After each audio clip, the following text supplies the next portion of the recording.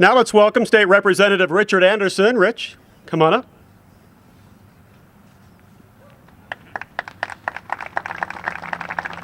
Good to see you, sir.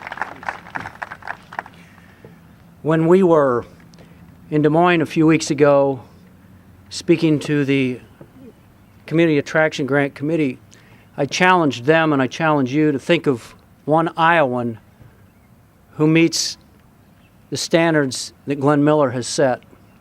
When you look at his musical artistry as an artist and a musician, he created that Glenn Miller sound that has become famous worldwide.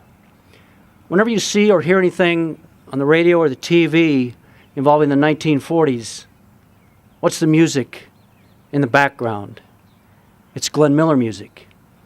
He's a cultural icon for the 1940s. And then you look at his personal life of personal sacrifice when he left his top performing musical entertaining band in the 1940s. He gave up $25,000 a week in income to join the United States military. He didn't merely go to Europe to entertain, he put on a uniform. For my generations, that's the equivalent of the Beatles joining the Army during the Vietnam War. Think about that. The personal sacrifice that he gave up. And then perhaps most significant is the present and the future. Political enemies are now friends through the music of Glenn Miller. Americans and Japanese were once enemies, and we're now friends, united by a common love for the happy, upbeat, danceable music of Glenn Miller. And we're all saddened, I suppose, that the Little Cherries couldn't be here today for this unique opportunity and event. But those little cherries represent the future. Those small children from a faraway place. Inside that little cherry that we all know and love at the grocery store is a seed. This place represents a seed. It's the birthplace of Glenn Miller. And from that seed became the tree that we know as the beautiful music of Glenn Miller. This isn't the whole story right here in Clarinda. This is merely where he was born. There's much more to the Glenn Miller story than Clarinda, but it's part of the story.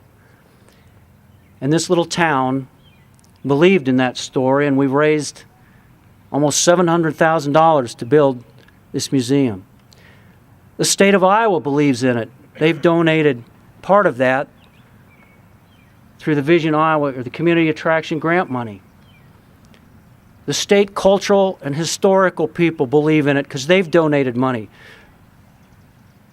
Now I know not everybody in the Glenn Miller family, musical family here today,